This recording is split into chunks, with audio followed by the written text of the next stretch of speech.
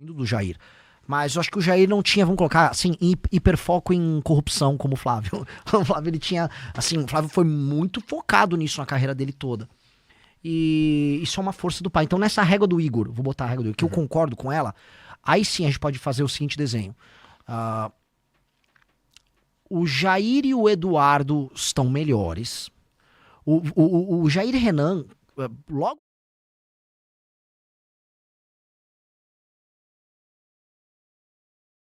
Ó, em relação... E aqui, porra, deixa eu falar com... essa aqui vai pro Renan sem ser o pré-candidato, tá bom? Vai lá pro Renan das análises renais, tá bom? Perfeito. Porra, em que medida... Vamos lá. Se a gente fosse colocar o Jair... Não, o Renan, que é o mais jovem, Bolsonaro, como 1, e o Jair Bolsonaro como 10... onde é que tá o Flávio? Em qual critério tá essa escala? É uma escala de... É difícil, assim, porque carisma, porque Não é carisma, não. É de habilidade política. Habilidade política. Eu acho que o Flávio tem mais habilidade do que o Jair. Acho que o Jair tá mais próximo do Jair Renan. Então, mas calma aí. Você acha, então, que o Jair Bolsonaro pai me parece... O Flávio me parece dar mais mole, tá? Ele me parece se envolver com dinheiro com lance de chocolate. Ele me parece ser o cara que compra uma casa do jeito esquisito, o cara que se envolve com o Banco Master, entendeu? Aí a gente pode parar a pensar, e fazendo advogado do diabo do pai, do Bolsonaro aqui, eu diria que, porra, esse cara, eu até acredito que ele não foi tão corrupto, mas não sei se é porque ele não quis ou se é porque não chamaram, tá ligado? Porque tem uma diferença aí de jogar... O cara que joga o jogo, ele pode participar de coisas que o outro não. Então o Bolsonaro, por exemplo, por ser meio barulhento e tudo mais, ele fala umas paradas, fico pensando, tá? O que lhe coube foi o lance lá da casa funcional, lá do apartamento. O que lhe coube foi um golpe ali na gasolina, lá nos anos 70, entendeu? O que lhe coube foi umas paradinhas assim. O Flávio, por ser mais habilidoso, ele se enfiou melhor nesses meios, ele ficou mais... Ele se tornou mais centrão, de certa forma, ou um centrão menos barulhento, a ponto de conseguir estar nessas coisas um pouco maiores, sabe? Porque o que consta contra o Flávio, escândalos ou problemas nesse sentido, maiores do que consta contra Jair Bolsonaro. Talvez o principal problema de Jair Bolsonaro seja a condição da pandemia. Olha, uau! E assim, claro... Gloriosa conceituação. Porque assim, eu também acho que é uma força você não se envolver em escândalos. Na política isso não é considerado uma força. O ato de conversar bem com os outros para você não se dar mal costuma ser visto pela política institucional assim como, pô, esse cara é habilidoso. Então, de acordo com a regra geral da política, que não é o que você falou, eu acho que você tá certo, porque é a minha régua essa aí. A régua deles, o Flávio é visto como mais habilidoso. Por quê? Porque ele não foi preso. Por quê? Porque ele é envolvido com o Cláudio Castro, ele é envolvido com esqueci, o Bacelar, TH Joias, é uma galera muito podre. E, cara, ele se segura, ele não perdeu o mandato de senador com o negócio da rachadinha, ele ficou próximo dos casos do STF. Então, nessa régua, ele seria mais habilidoso. Mas eu acho que a carreira dele é muito estreita, ele não pode fazer nada. Ele é um candidato sem graça, ele é um candidato que não vai poder fazer nada se se tornar presidente. Eu nem acho que ele ganha pra presidente, na verdade ele não ganha pra presidente. Então, acho que ele tem um limite que ele pode chegar. Nisso o pai foi melhor, porque o pai... acho que o pai não gastou a energia dele se envolvendo em escândalos. Por mais que o pai também gostasse de dinheiro, gostasse, né, tem as propriedades. Eles todos, o pai também estava envolvido no escândalo da rachadinha. Aconteceu em todos os gabinetes, incluindo o do Jair. Mas eu acho que o Jair não tinha, vamos colocar, assim, hiperfoco em corrupção como o Flávio. O Flávio, ele tinha, assim, o Flávio foi muito focado nisso na carreira dele toda. E isso é uma força do pai. Então nessa régua do Igor, vou botar a régua do Igor, que eu concordo com ela, aí sim a gente pode fazer o seguinte desenho.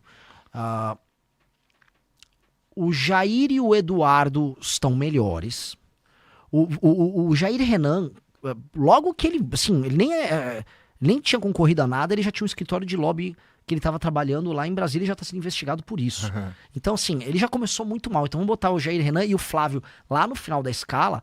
O Carluxo, ele tá fora da escala porque ele é biruta, então não conta muito. Biruta. E fica por aí. Tá bom. Agora, vamos botar quem tá melhor do que todos eles? A Michelle. Isso não é interessante, mas a Michelle não seria... A gente já fala do Lula, viu, família? A gente já vai pro Lula. Mas a Michelle não seria a família Bolsonaro entregando um capital político para alguém que pode só abandonar o barco? Porque a Michelle Bolsonaro ela não é filha ela é a esposa do Bolsonaro, né? Ela carrega o nome Bolsonaro porque ela se casou com ele. Ela pode, vamos dizer que o Flávio derreta tanto a ponto de ter que colocar a Michelle, que já teve bolsonarista, inclusive com mensagens vazadas, acho que do Paulo Bilinski, dizendo que preferia que ganhe o Lula, então. Então tem um problema ali de Michelle Bolsonaro, mas vamos dizer que se escolha e ela ganha e ela desembarca. Imagina isso. Cara, eu acho que é isso. Todos os membros da família Bolsonaro têm certeza, incluindo o Jair. Todos têm certeza disso. Eu acho que o Jair já percebeu o que tá rolando. Porque rolou uma coisa muito feia com ele. Ó, eu sou adversário político do Jair Bolsonaro. Mas eu sou adversário de frente. Eu falo, sou seu adversário. Eu acho que é o correto a se fazer na vida. Não gosto de você, Igor. Não gosto de você, Igor. Pronto. E agora... o Jair foi sendo traído por pessoas que estavam, vamos dizer, nos aspectos mais íntimos da vida dele. Não que ele não tenha feito isso com outras pessoas. Fez isso com o Bebiano, ele fez isso com o Santos Cruz, com aquela Sarah Winter, um monte de gente que ele larga. Ele usa a pessoa e descarta como se a pessoa fosse... Né? Não vou usar um exemplo nojento, mas assim, ele usa como se fosse uma embalagem de um chocolate. Ele come o chocolate e joga fora. Então ele tá pagando um preço disso com as pessoas no entorno, né, no universo mais íntimo dele. E isso está acontecendo com a Michelle. A Michelle passou a desautorizar o que ele e os filhos decidiam em vários lugares. No Ceará aconteceu isso. A Michelle passou a atuar junto com o Nicolas e com, sei lá, Silas Malafaia. Ela é uma operadora política que tem um projeto próprio. E ela, acho que se seduziu pela fama e ela começou a operar para além do interesse familiar, que inclui os filhos. O Jair, no fim do dia, é um homem primitivo. Ele é um homem muito simples. Nessa simplicidade dele, entre a mulher e a prole, ele vai ficar com a prole. Especialmente que a prole, homem dele. Ele é um homem simples. Ele vai pensar, meus filhos homens aqui. Ele é um homem tradicional, rústico, tradicional nesse sentido. E eu nem o recrimino nisso. É uma característica de um homem tradicional. Nesse ponto, ele vai ficar com os filhos e não com ela. E nesse ponto, ele já deve ter percebido o que aconteceu. Ele tá com ela ainda, tal, mas ele percebeu, os filhos claramente perceberam. Os filhos não gostam da Michelle, e é por isso que eu acho muito difícil, não impossível, mas muito difícil, substituírem o Flávio pela Michelle. Porque seria uma candidatura de alguém que não é um Bolsonaro, com, vamos dizer, muita raiva dos bolsonaristas, e que seria entendida como uma candidatura que foi um golpe interno no Flávio. Hoje, o Eduardo e o Flávio não é que eles estão juntos, assim. O Eduardo quis ser ele o próprio candidato a presidente quando ele foi para os Estados Unidos. Deu tudo errado, pelo amor de Deus, o cara comemorando que o Brasil estava sendo taxado. Mas... no fim, você junta os irmãos contra ela. Então, é bem claro. Você percebe que o Jair tem uma filha com ela. Ela não é colocada como parte da família.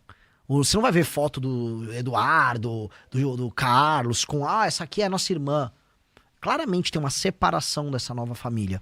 E, do ponto de vista político, eles não confiam. Então, é um grupo que tá muito rachado. Sabe, parece aquele... Já viu? Tipo Game of Thrones. Sabe que a briga palaciana tá tão num nível que a rainha briga com o rei, os príncipes estão se matando. Eles estão nesse Game of Thrones horrível deles. Eles são, basicamente assim, a coroa real e a casa real, eles estão permanentemente em crise. E, cara, quando você tem uma família em crise, ela vai ser tomada por outros. Então, quem tá fazendo isso? O Nicolas. O Nicolas tá tentando tomar o bolsonarismo pelas beiradas. Outras pessoas tentaram. O Zema e o Caiado adotaram a seguinte técnica: isso vai desmoronar. Então eu vou ficar aqui puxando o saco, porque se cair a casa, tô eu aqui, galera, eu sou teu amigo, hein? Eu tava aqui o tempo todo. E eu tô avisando assim, galera, isso aqui era uma farsa o tempo todo, que tal a gente fazer a coisa séria igual a gente fez o impeachment da Dilma? É esse o caminho. Eu tô avisando, eu não vou ficar puxando o saco de ninguém, tô avisando que isso aqui ia dar ruim o tempo todo, tô avisando esse eleitor. Vocês fizeram uma escolha errada com os Bolsonaro, e agora vocês estão pagando por isso. E o eleitor está percebendo. Eu não vi até agora uma unidade de eleitor empolgado do Flávio. O cara na rua, aqui é Flávio, o Flávio tem um plano. Ele sabe que não. As pessoas amavam o Jair. O eleitor do Jair amava ele. E, Igor, assim, eu tô no chapeuzinho análises renais, né? No chapeuzinho Renan, pré-candidato. O Flávio, quando as pessoas votaram no Jair Bolsonaro em 2018, muita gente, né, da imprensa votou no ódio, discurso de ódio, o ódio das redes. Se você gostou do vídeo, não se esqueça de se inscrever no canal. Te vejo no próximo vídeo.